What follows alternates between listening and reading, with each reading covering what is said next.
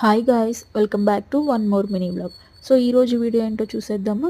Strawberry milk shake. So ముందుగా mixer jar తీసుకోవాలి. అందులోకి 5 to 6 కట్ చేసి పెట్టుకున్న స్ట్రాబెర్రీస్ యాడ్ చేసుకోవాలి. అలాగే 2 స్పూన్స్ ఆఫ్ షుగర్ యాడ్ చేసుకోవాలి. And next ice cubes. Next 1 glass of milk add చేసుకుందాం. అలాగే 2 scoops of strawberry ice cream add చేసుకుందాం.